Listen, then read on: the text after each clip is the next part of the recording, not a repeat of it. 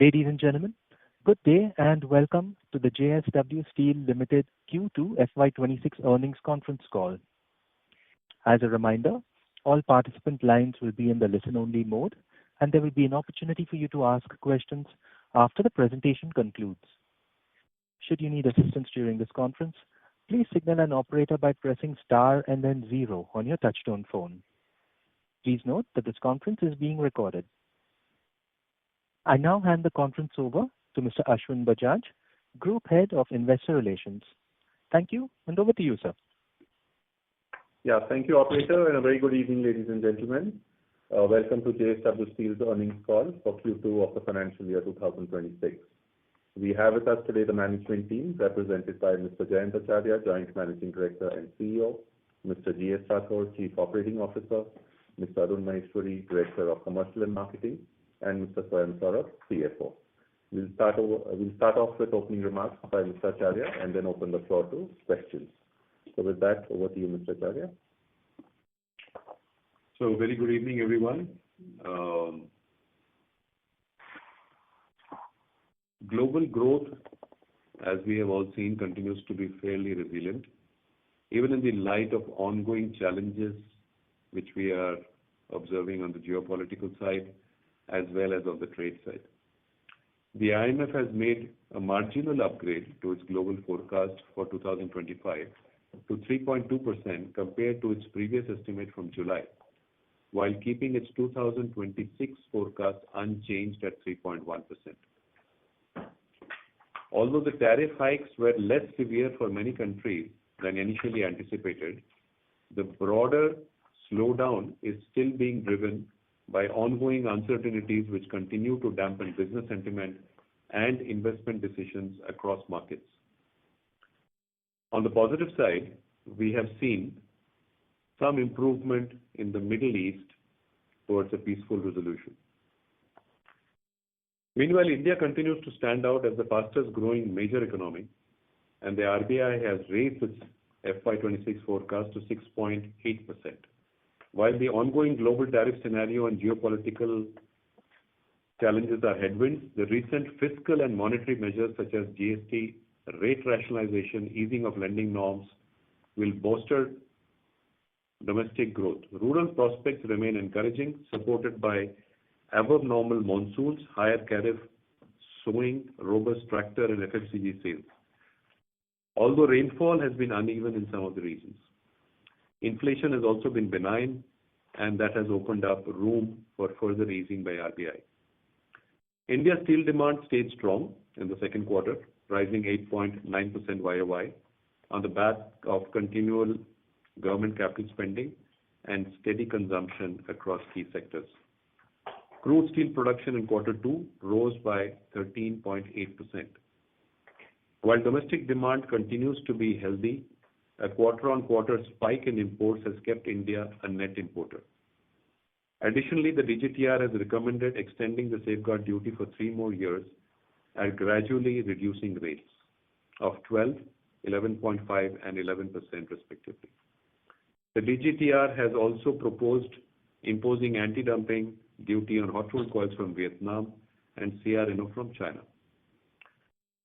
Steel production in China during Jan to August fell by 2.8% YOY, or approximately 20 million tons.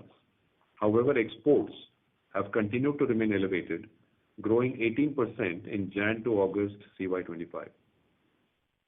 Manufacturing continues to remain strong in China, supported by the auto sector, but real estate has been weak, leading to lower steel consumption. The anti-involution measures and the steel industry work plan of 2025-26 issued in the end August is a positive for the industry at large, suggesting further thrust on production and capacity control. Let's talk a bit about our sustainability and digitalization initiatives. I am happy to share with you that we have commissioned India's first green hydrogen electrolyzer at 25 megawatt facility capable of producing 3,800 tons of green hydrogen per year. It is a major milestone in our sustainability journey and a proud moment for all of us. The green hydrogen will feed into our DRI plant at Vijayanagar and will help reduce GHG emission. We continue to progress on increasing our renewable energy capacity.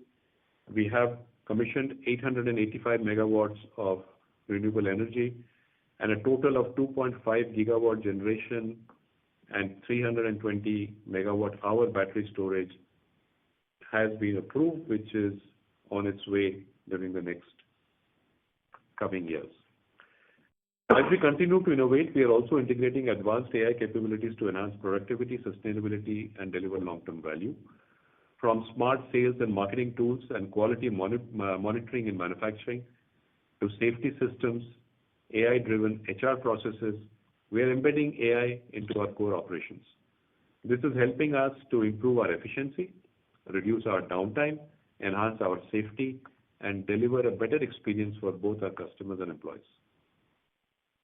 On the growth strategy, we remain quite focused on discipline as we expand our capacities. At JVML, Vijayanagar, our 5 million ton expansion is fully commissioned now, with the second converter starting in August and is ramping up well. The 3 million ton BF3 at Vijayanagar has been shut down in end of September for relining and capacity enhancement to 4.5 million tons. This upgrade will take about 150 days and should return to operations in February 2026.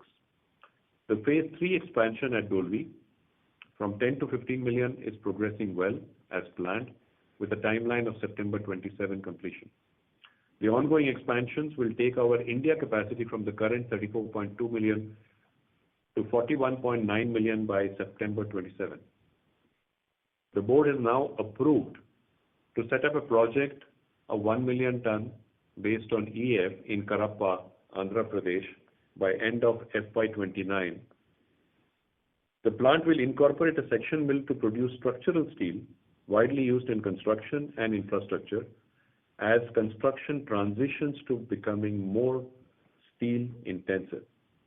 The site has the potential for further expansion, and with possible iron ore availability in Andhra Pradesh, this site has potential for further growth. This project will take our India capacity to 42.9 million by FY29. Along with steel making, we continue to strengthen our VSP portfolio and capacities, aiming to keep our value-added and special products share in our total sales by over 50%.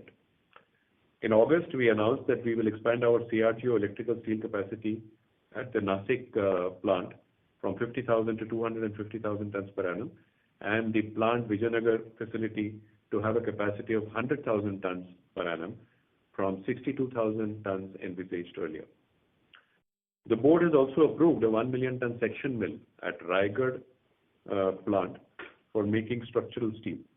We are also upgrading our facilities at Salem to produce higher volume for steel bearings and high-end niche grade steel. With the new section mills at Raigad and then at Kadapa, the company is strategically entering the structural steel segment to support the growing demand for modern construction solutions with a focus on delivering high quality, durable and sustainable products. Our total plant capex for the period from H2 FY26 and extending over the next 3.5 years is approximately 69,000 crores. We will spend approximately 20,000 crores per year as we had initially outlined, which will be funded primarily through internal accruals.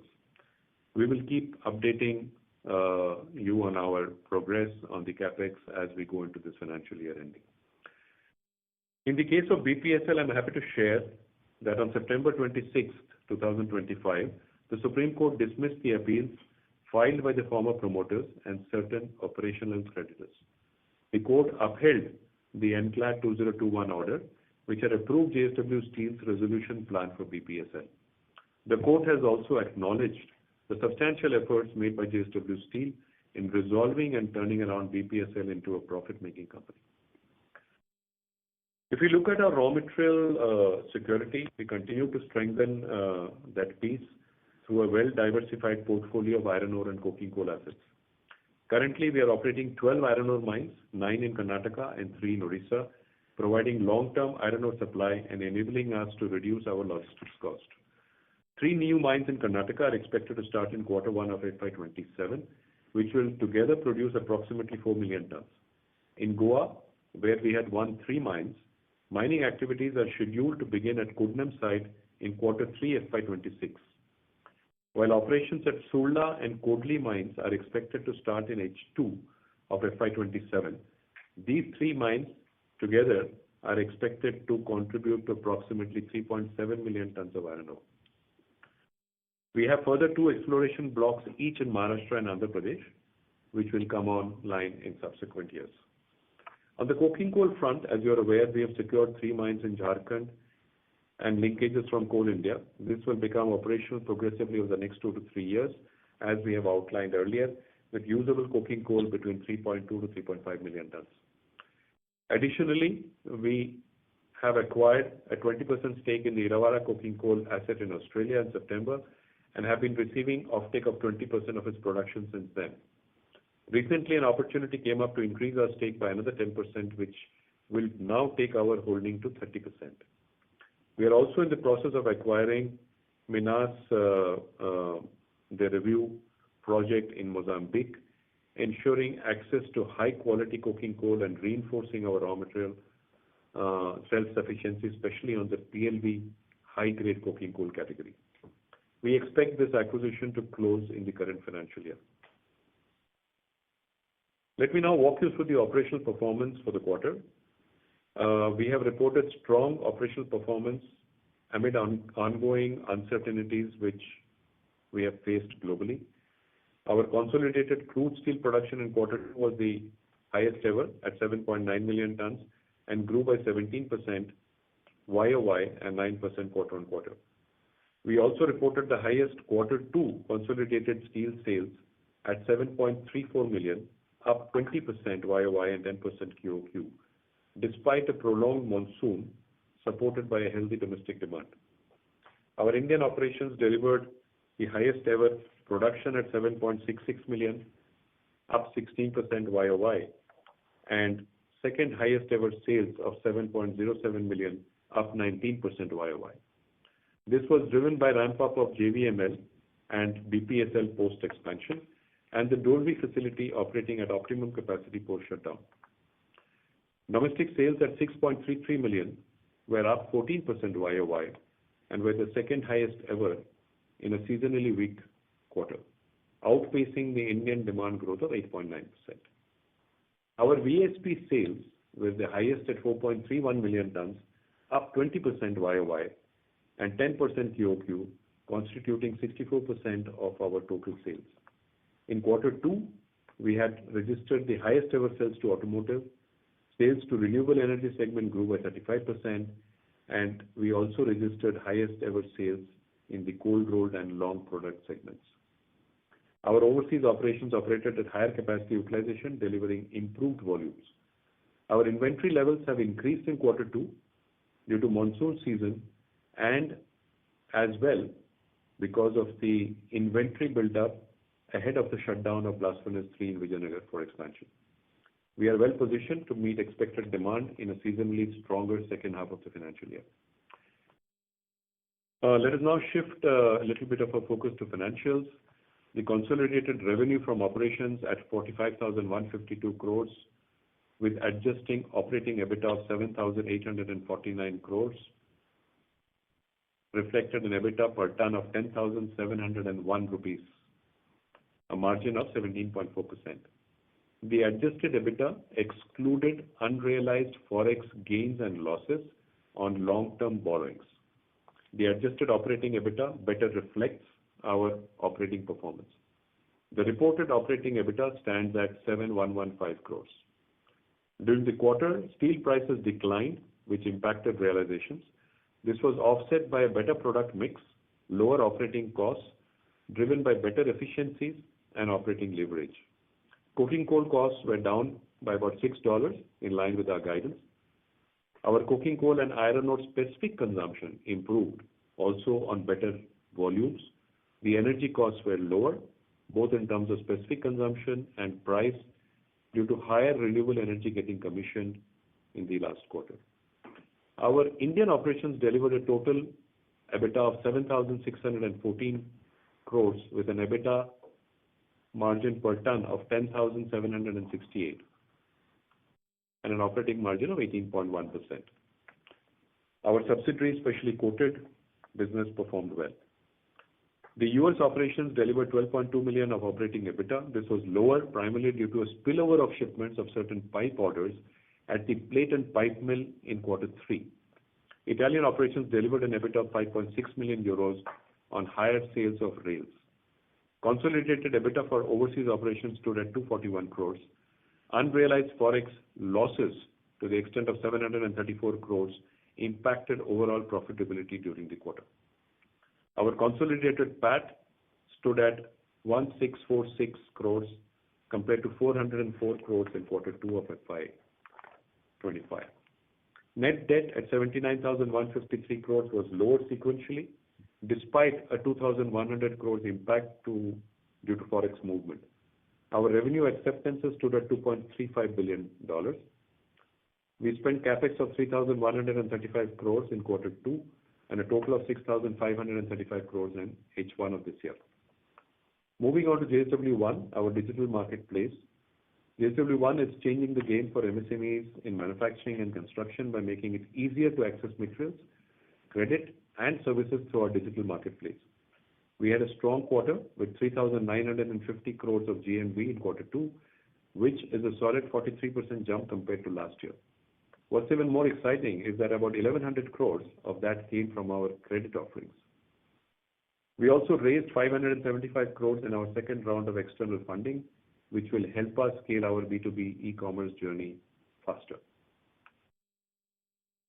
As we conclude, I would like to mention that India's steel consumption outlook remains strong, underpinned by supportive fiscal monetary policies despite ongoing global challenges.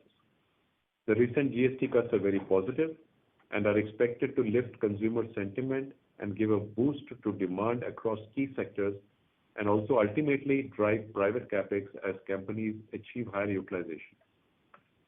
Steel demand is projected to grow by 8 to 9% in this financial year. As we move into the second half of FY26, we expect domestic demand to be seasonally strong, with the tailwind of government and private capex both likely to improve in the second half. Historically, the second half has been stronger for steel consumption, and the potential rate cut by RBI could further boost investment and spending. On the global front, export trends will need close monitoring as they continue to pose challenges for the steel market. For JSW Steel, we remain optimistic about a strong second half backed by improving steel prices and higher production volumes from our assets. We would be happy to take questions which you have. Thank you. Thank you very much. We will now begin the question and answer session. Anyone who wishes to ask a question may press star and 1 on their touchtone telephone. If you wish to withdraw yourself from the question queue, you may press star and 2. Participants are requested to please use handsets while asking a question. We also request that you please restrict yourselves to 2 questions only. You may rejoin the queue for follow-up questions. Ladies and gentlemen, we will now wait for a moment while the question queue assembles.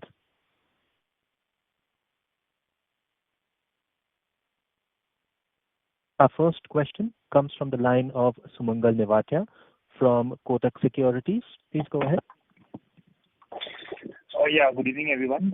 Thank you for the chance. So my first question is on the prices. Over the last few months, we've seen domestic prices being at a discount to import parity after a long time. So want to understand what are the key reasons behind this, because the demand data continues to be decent. And post that, if you could share what is our expectation of prices and when do we see normalization of some parity as far as imported prices are concerned returning to the market. Thanks. Yeah, so the prices have been softer in a seasonally weak quarter. I think post the monsoons in September, we have seen price stability. Going forward, I would expect the prices to improve in November, December of this quarter. You are right that the prices are currently at a discount to imported numbers. The capacities which have come in have been lumpy, and external headwinds have impacted sentiments to some extent, apart from a weaker seasonal quarter. So I would say that while exports needs to be watched because of tariff measures being undertaken by various countries, we also need to watch out for imports, which can come in because of that into India. That actually impacts sentiments to some extent. However, we are optimistic that in a seasonally stronger second half, we will see improvement in prices. Understood, sir. So can you share what is the expectation with respect to the raw material prices, both iron ore and coking coal in the coming quarter? And also, with respect to the slurry pipeline, which quarter are we expecting the commissioning, and what sort of volume and cost benefits do we expect with the commissioning of it? Hi, I'm Arun. Regarding iron ore prices, it has been quite on the downward trend now, if you see within India as well. We have seen two corrections in the last 1 month happening in the eastern part of India. And we see that, this correction may continue because there has been a decent supplies happening. At the same time, the raw material stocks are reasonably okay with all the user industry. So this is one reason why we think that iron ore prices should be slightly on the lower side. On the coking coal front, there has been slight uptick we had seen in the international market, but then it doesn't look like to be having a very long range. Small corrections are likely to be here and there. Most likely, it should be remaining range bound within what it is happening, maybe a couple of dollars here and there. So we don't see a very large swing in these coking coal prices as well. In this quarter, because of a slight change in the PLV, we may see up to $3 to $5 increase in our coking coal cost in October, December. That's the only other information. And your question about slurry starting, as per the schedule, what we look at today, it is most likely it will start in Q4 of FY27. Understood. Thank you, and all the best. Thank you. Thank you. Our next question comes from the line of Alok Devra from Motilal Oswal. Please go ahead. Good evening. Just had a couple of questions. So first is, actually I missed that part. What's the coking coal guidance for 3Q? $3 to $5 increase. Increase of $3 to $5, sure. And also, if you could highlight on the pricing part, because prices typically which rise after monsoon have not been rising. So if you can just indicate how the demand scenario you're looking at, and any, how much NSR we could be expecting in 3Q, any as in the incremental change in the NSR for 3Q, if you could just provide some sense on that and the demand side. Thanks. Yeah, so, the demand traction is positive.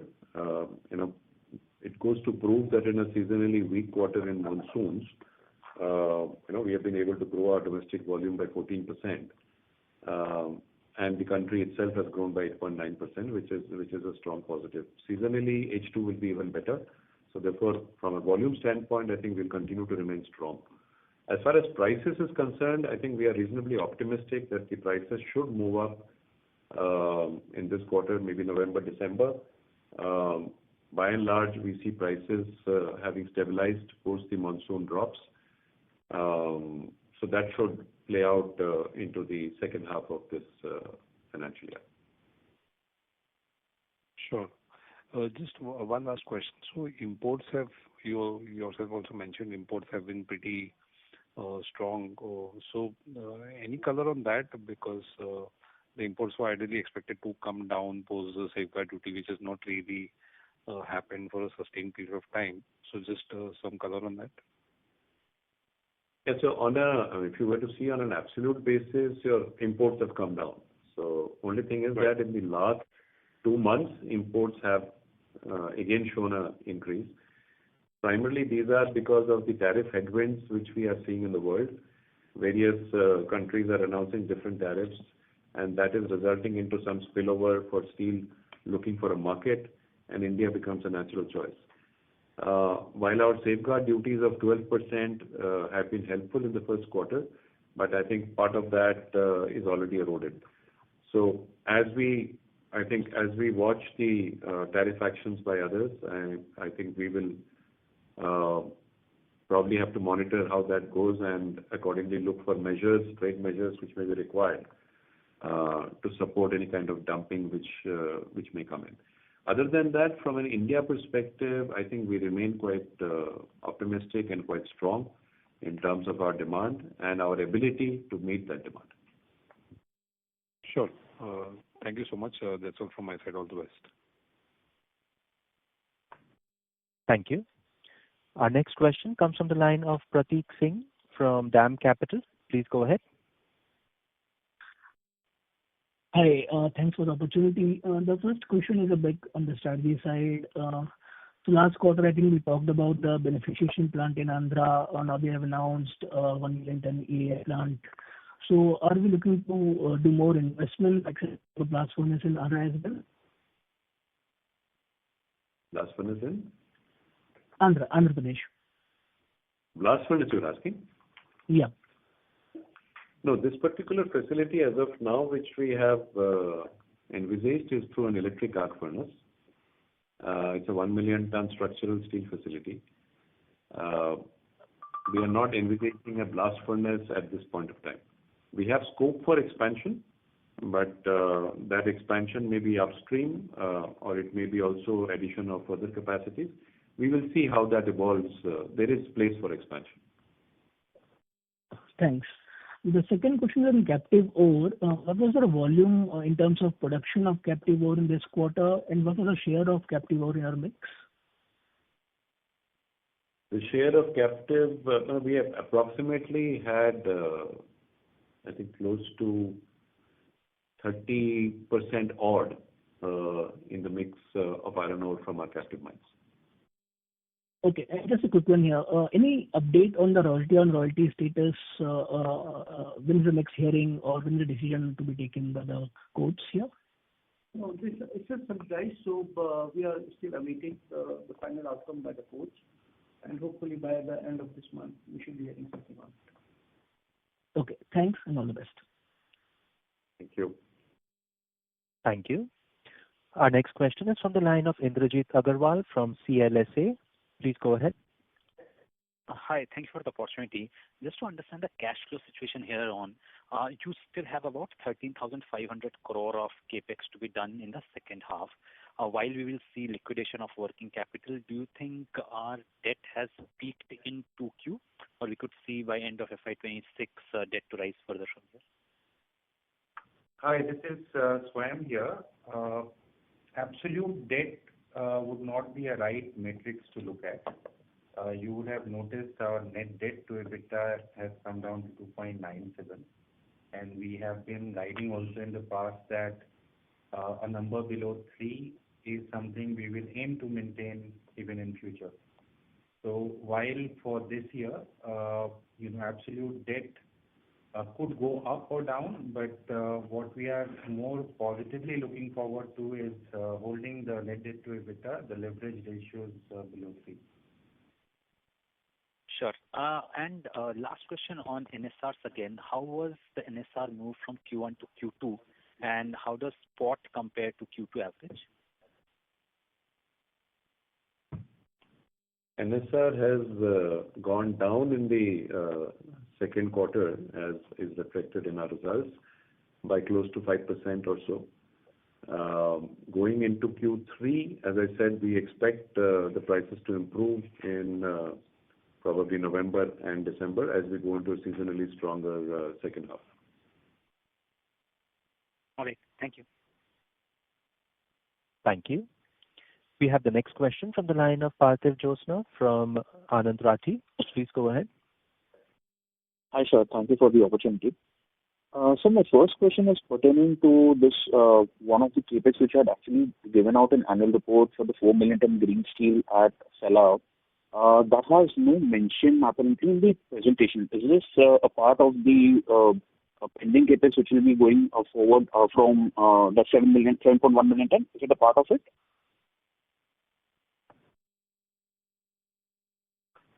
Yeah. So no, this allow capacity expansion is a part of our journey of 50 million tons, which we have declared. I think part of that 2 million ton was to come in this decade. We are, we are keeping an eye on the CBAM ecosystem, which the European Union is likely to announce in the next 1 or 2 months, what systems have to be followed, etc. Once we have a little better clarity on that, we'll take a call. But from our preparedness perspective, Salao can be expanded very quickly, being a brownfield facility. We can do that quite quickly with, as we said, with low carbon emission products. But however, we'll watch how the CBAM rules which they outline, how that unfolds, and then take a view. Thank you, sir. And so my second question is pertaining to iron ore. I believe you said that this quarter your captive was about 30-odd%. What do you expect for the second half? So our mining operations from, why it was lower was because the mining operations in Orissa volume had come down. We found, let's say, better priced products in the market, which we have used. Going forward, I think we have been in this range of 30 to 40% over the last quarters, if you observe. I think we will continue to be in this range as we see in the second half as well. And so if I may just squeeze in, I believe I actually skipped it. What do you expect the iron ore prices to be in quarter 3? We expect the iron ore prices to decline in quarter 3, which should be positive for our cost. By how much is difficult to assess, but I think some of the numbers are evident from the Orissa Mining Corporation tenders, which have just come out. I think they have also declared lower pricing. So therefore, we are hopeful that lower pricing will be taken also by other producers in the market. Sure. Thank you so much, sir. Thank you. Our next question is from the line of Amit Murarka from Axis Capital. Please go ahead. Hi, thanks for the opportunity. So I missed the comments in the earlier part of the call, but just wanted to know if any guidance you're providing for Q3 realizations. So on Q3, we have said that, our pricing environment we expect to improve over the November-December months. The prices have currently stabilized post weak monsoon quarter from a price point of view, but from a demand point of view, it was still good.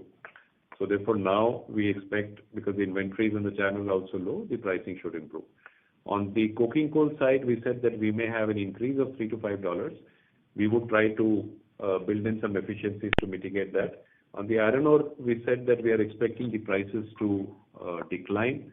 So therefore, that should be positive for the cost. Yeah, thank you.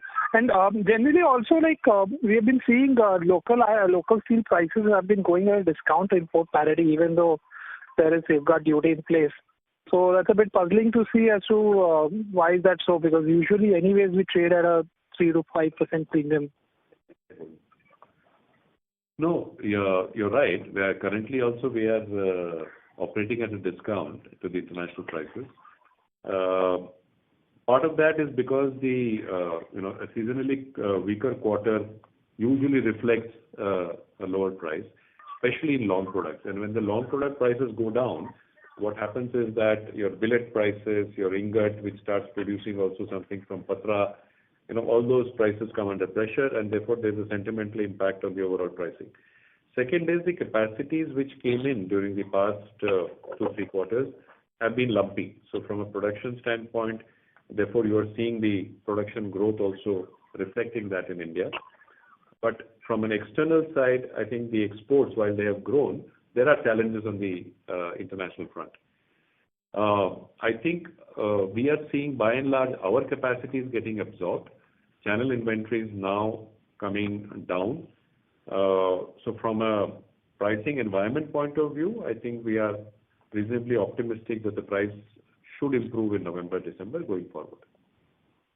Right. And just a last question. So, what's your understanding on this pending finance ministry approval for the 3-year safeguard duty? By when do you think it can come through?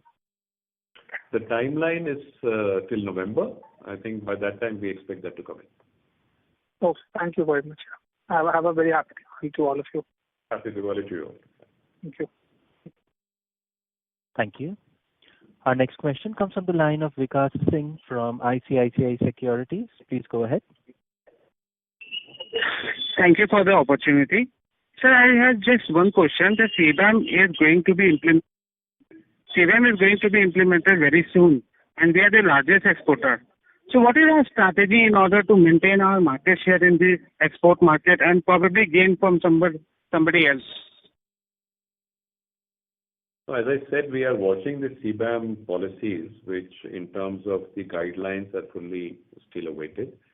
Only thing I would like to comment is that you've seen that 90% plus of our volumes have been in the domestic market. So our focus on exports over the last few years have moderated due to a strong growth in the domestic market. Second is that our exposure, if you look at a 30 to 32 million ton kind of levels, which we are able to do, for Europe is only about 2%, 2 to maybe 3%. So therefore, to that extent, I think we will be able to find alternate markets which should be able to take these quantities. But we'll have to keep a watch on how the CBAM and the duty structure which Europe is proposing develops. Thank you, sir. That's all from my side. Thank you. Our next question is from the line of Vibhav Zutshi from JP Morgan. Please go ahead. Yes, hi. Thanks for the opportunity. Just wanted to get some more color on the iron ore sourcing and, captive mix, because it's been coming down now from, that 37-40% to 30% levels. And looks like, the imports have also increased in the last few months. So, just to think, as you expand your capacity at Dolvi, how to think about, your captive mix versus domestic procurement and imports. Would be great to get some color over the next few years. Well, iron ore sourcing has always been very dynamic for us because we have multi-locations plant and multi-location sourcing. So while our captive mines continue to produce to the full levels, and we source maximum whatever we can source from our own captive mines, that is the first priority. Filling that bucket, thereafter we get into the market. Now within the market, we have different grade requirements, different location requirements, and basis that we define whether we have to go for domestic sourcing at that point of time, whether imports make sense because of the grade differentiations. So it's a bit of a dynamic, giving us color that what is going to be the strategy for future. It's very difficult to say as of now. But one thing is for sure, whatever our domestic mines are there, we continue to produce full from those mines, and we continue to consume whatever we produce from that. And balance everything we get it from Odisha or Chhattisgarh or domestic Karnataka, or any shortfall, we then recover it from imports otherwise. So we continue to evaluate opportunities with respect to economics, both domestically and internationally, and then take a call. Yeah. Sure, thanks. And just a follow-up. So, is it fair to say that, for your Dolvi plant, which is on the west coast, maybe imports makes a bit more sense economically versus getting it from Odisha? Not really. It depends upon, what are the international market prices, what is the dollar exchange rate, and at what point of time you take a call on those imports. It's quite a little bit of complicated exercise than a simple math. So value in use, the grade quality, the domestic grades. So it's quite a mixed bag. But we keep evaluating it. It's a dynamic process. Got it. And if you can just help, quantify how much captive iron ore production is going to come, in FY27 and FY28. You talked about, Karnataka and Goa, but, how much increase would happen if you could quantify that? Would be really helpful. Thank you. Our captive total availability would be around 22 to 23 million tons for the full year, which constitutes about 36% of the total requirement, annualized basis, if I look at it. Okay, this is for FY26. Yeah. Yes. Okay, and next year and say in FY28? We request you to please rejoin the queue if you have further questions. Sure. Thank you. Our next question comes from the line of Ashish Jain from Macquarie. Please go ahead. Hi, sir. Good evening. So my first question, is on CBAM. Given the kind of growth we are seeing in India and the number you mentioned in terms of how big Europe is as a market for us and even for India as a country, is it something really which will drive our strategic decision, like even for the expansion in future? You touched upon CBAM as one of the things to watch out for. So how critical is the CBAM policy and its impact for broader India as a market in your view? No, you're right. From a strategic point of view, for us, domestic market is the focus, and I think we are one of the fastest growing, from a demand perspective in the world. So therefore, for us, our focus will be domestic. Europe, I think over a period of time, in terms of consumption has also gone down. CBAM is probably a way they are looking at to see how to balance the domestic market with respect to supply and demand, and to some extent give some support to the domestic producers. It is something which we are watching because some of our customers historically have been there, and we have been consistently supplying to them. We will continue to monitor that and see the guidelines, how it works. If it makes economic sense for us to look at exports to Europe, we would do accordingly because we have a set of products which can go there. But from a strategic point of view, your question whether it is necessary, it may not be as critical because the percentage overall in the equation is small, and as the capacity goes up, the percentage actually is going to shrink. Right. So secondly, I think this question was asked earlier, on the call, but in the one more small thing is when in case CBAM and all these duties which Europe is proposing to levy, if that were to come actually, you would see also the pricing in the European market go up. Right. That's also something we should keep in mind. Sorry, you were asking a question. Right. No, so just an extension of of the first question itself. Like, do you? I know we don't know the answer to this yet, but do you envisage a big risk to Indian imports going up if CBAM comes? CBAM plus the import restrictions in Europe come in the form it is currently proposed? So it is still to be approved by the Council, European Council and European Parliament. So we'll see how it goes.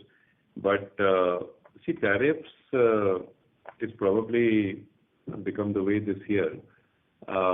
It certainly does impact trade flows, and Right. It may result in some of the steel knocking at our doors. So as a country, we have to be vigilant on this, and I'm sure the government would take necessary measures as is required. I think we have seen proof of that. We have seen safeguards. Right. Although at a reduced level, we would have preferred a higher number, as we had outlined earlier. But if there is a need, I think the government will step up. We are seeing anti-dumping investigations also now being tabled by them in response to our application. So from that perspective, we are reasonably confident that the government will continue to support the steel industry to see that the trade is fair and no dumping takes place. Right.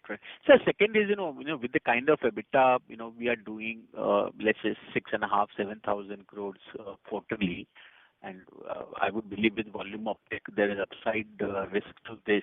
Should we think that our net debt in absolute terms has peaked out? I know in response to an earlier question you said that net debt to EBITDA is a way to think about it, which I agree. But just if you can comment on net debt as well, or it could go up meaningfully from here. So see, there is, we have outlined our capacity expansion plan for you. We have said that we would like to be 50 million tons by the end of this decade, and we are moving towards that goal. We are taking, you would have seen capacity expansion in our press release also. We have given some flavor I gave in my initial opening remarks as well. So we are deploying growth capital into the market, which we feel is the right thing to do in a growing market like India. While we do that, we maintain our eyes that we remain financially prudent. Ratios is one, I would say, metric for us to monitor that. So net debt to EBITDA and net debt to equity is something which we closely monitor, and that is more important for us. From an absolute number, it may vary a little bit here and there depending on the quarters, but we would continue to monitor the ratios more keenly. So this is fine here. Other than CapEx, which we try and distribute as evenly as we can, there could be other reasons why net debt in absolute terms could move. For example, we have chosen to build inventories, knowing that BF3 is going to go in a shutdown, and we are going into sort of quarter 3, which is typically a good quarter from a volume perspective. Now, in this quarter, that has taken part of my debt because that's sitting in the working capital. Going back to what Jayant said, the leverage ratio is key reference for us internally as well, because if EBITDA comes under pressure, we will take other actions so that we come within the acceptable range, internally targeted range of that leverage. Absolute, the debt temporarily can go up or come down, but it's the ratio which we are tracking very closely. Also, as we said, because of the depreciation, actually our debt went up by 2,000 odd crores, which can actually reverse once the appreciation happens. So this is the translation impact on the FX part of the debt in balance sheet, which will correct itself, but if dollar appreciates, the INR equivalent debt would look high. So this also optics. Right. Got it, sir. Thank you so much. Thanks a lot. Thank you. Our next question comes from the line of Satyadeep Jain from Ambit Capital. Please go ahead. Hi, thank you. I'm not sure if I missed some earlier commentary. Just wanted to ask about the EAS in Kadapa. The timeline seems slightly longer. Is it maybe the gestation period for this kind of project would be this long? And what led to this decision to look at Kadapa? Was it maybe scrap availability? You're talking about structural steel replacing concrete. So are you seeing certain demand trends which are more favorable in that region? So just around this Kadapa, just wanted to understand the thought process. So Kadapa, we have opted for an electric arc furnace technology to produce this 1 million ton. We have access to, let's say, scrap, which could be sourced from the domestic market. We will be setting up scrap processing centers in Chennai in addition to our scrap processing center in the west. So that will align some part to this asset. We also would be using some part of the iron ore available from Andhra Pradesh as we develop the mining assets there. We have given you a kind of a indication earlier that we had formed a mining joint venture, and there we expect the high-grade iron ore to also come out. So we are basically looking at this asset from the point of view of a structural steel facility with iron ore possibly in the vicinity. This can be developed and expanded. Beams from this facility will have a lower carbon emission because we won't be using scrap as well, higher grades as well. So we could use this for the domestic and international markets. And this location is this type of source of in demand. You don't see anything maybe pointing to more demand for structural steel in those markets. So structural steel demand, structural steel is basically goes into the construction industry. Today, as you see, in India, It's more aligned to cement-based construction.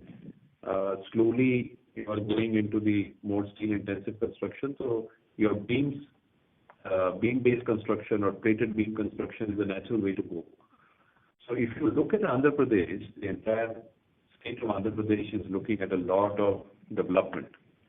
And therefore, I feel that it will be very appropriate for us to have an asset which can actually provide these construction products which are required for that infrastructure development.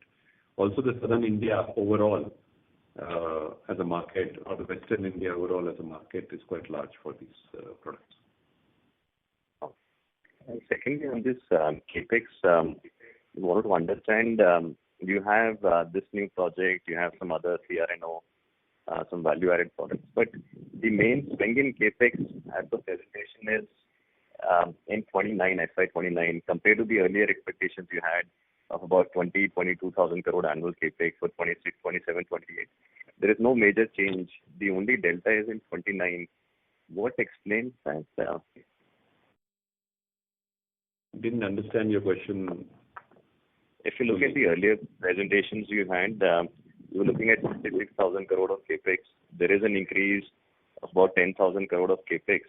If you look at the annual buckets for capex for the next FY26, 27, 28, 29, compared to the earlier expectations, there is not much change in 26, 27, 28.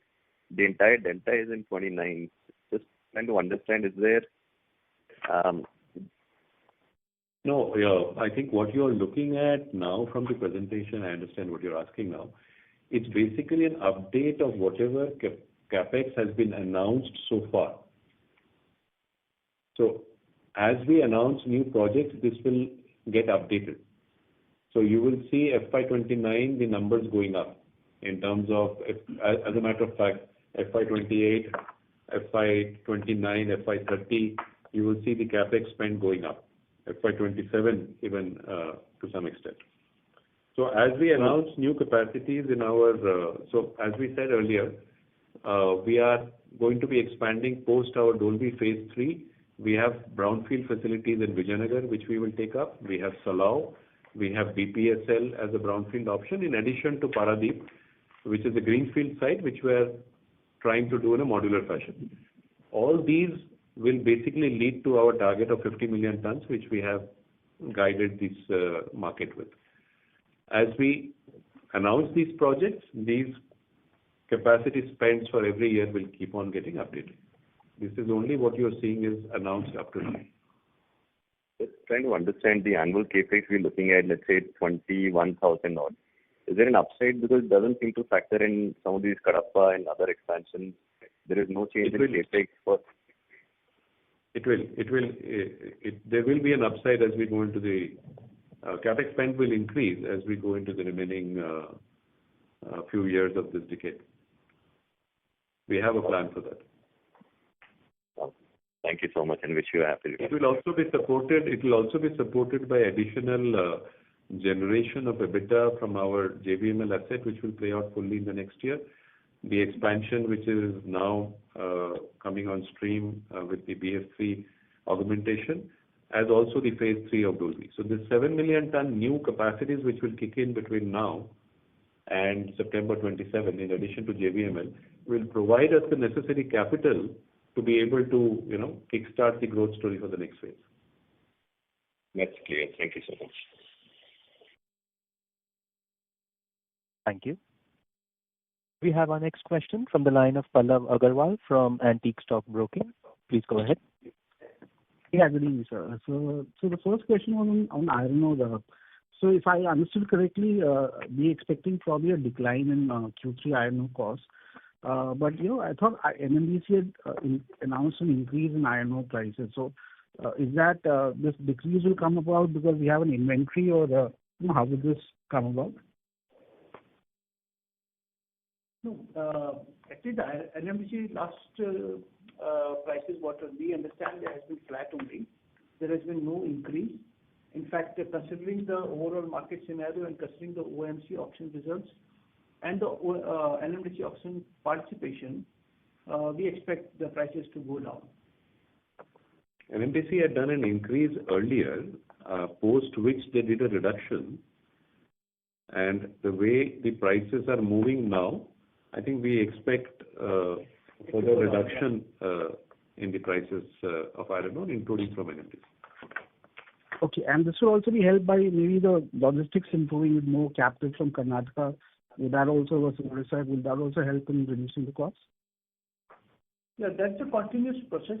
We keep evaluating, as what we had said in one of the earlier conversation today, that we keep evaluating our total sourcing strategy depending upon which location, logistic cost and demand. So, yes. Sure, sir. Just secondly, while the INR depreciation may have impacted on the translation front, overall, I'm guessing because of the increased pricing power, probably partly offset by higher coking coal cost, rupee depreciation would overall probably be positive for the P&L. Is that understanding correct? Yeah, good that you asked. So, any transaction which flows through our P&L, whether it is an export revenue or whether it is an import of material, is not translation, is already part of the results. What has impacted is essentially our capital account exposure, which is debt. Even within debt which are denominated in non-INR, only the debt which are maturing beyond 12 months, because anything rolling 12 months as a policy, we 100% cover. So, for example, a debt which has a maturity of 29, when I consolidate, I have to report my balance sheet in INR. That's the translation effect which has affected, because rupee has moved from 85.5 to 88.79. So the conversion, basically results in a translation effect.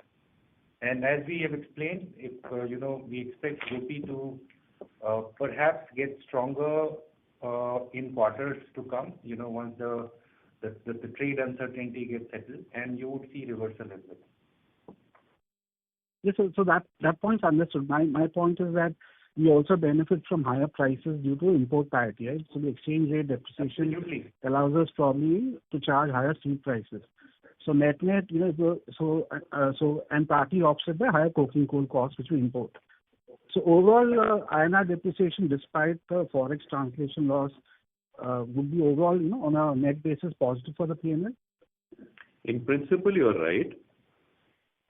It should have been positive in terms of a pricing environment even last quarter, but at times it doesn't play out. But in principle, what you're saying is correct. Sure. Yeah, okay. Yeah, thank you, sir. Thank you. Our next question is from the line of Tushar Chaudhary from Prabhudas Lilladher Private Limited. Please go ahead. Yeah, good evening, sir. Congratulations on good set of numbers. So wanted to understand GST impact on our user industries. Are we seeing some kind of green shoots from user industries over the last, let's say, 3 weeks? What kind of industry volume growth do we expect in H2 and FY27?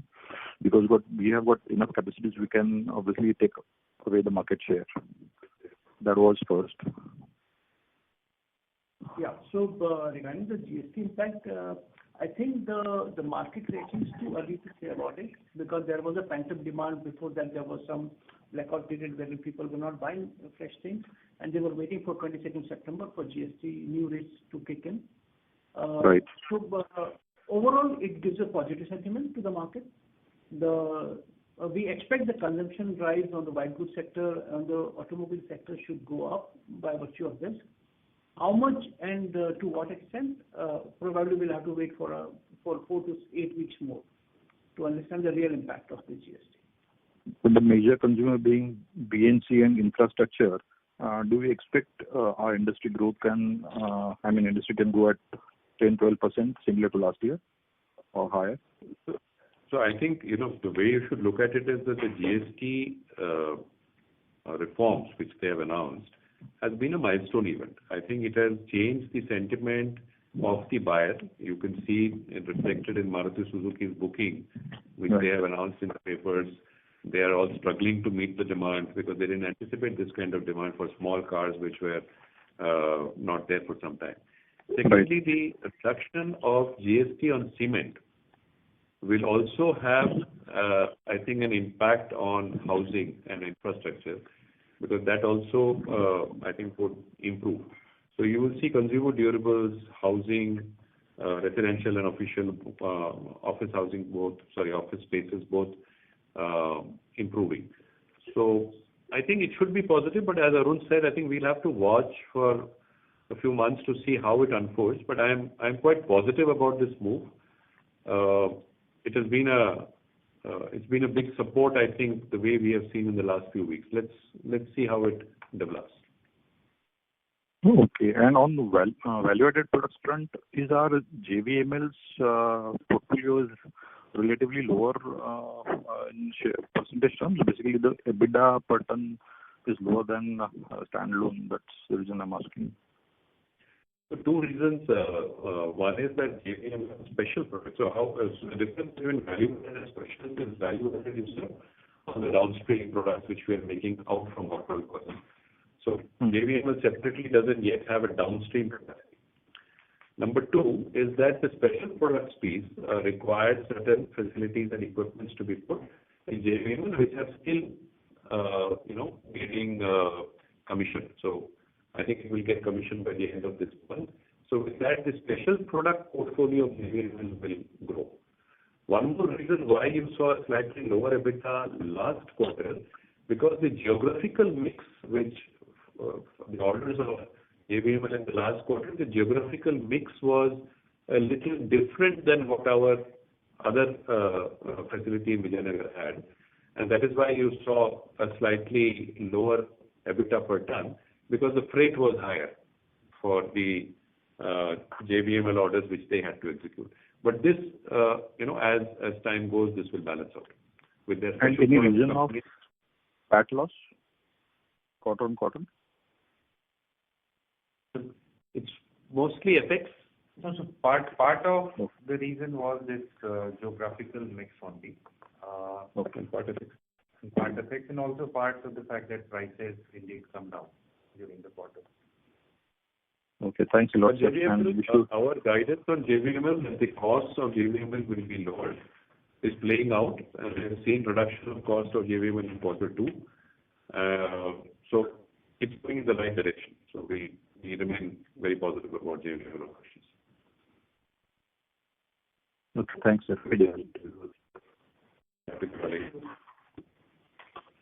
Thank you.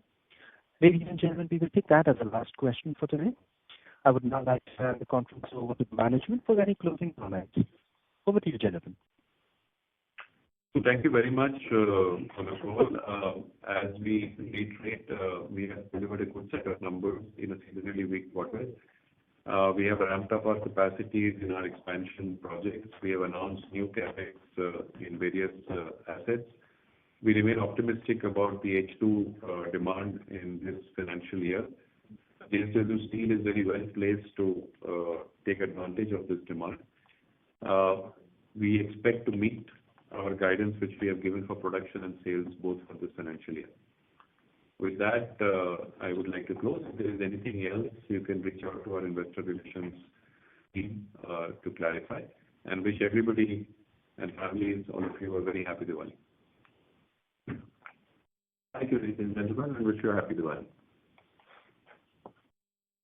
Thank you. On behalf of JSW Steel Limited, that concludes this conference. Thank you all for joining us. You may now disconnect your lines.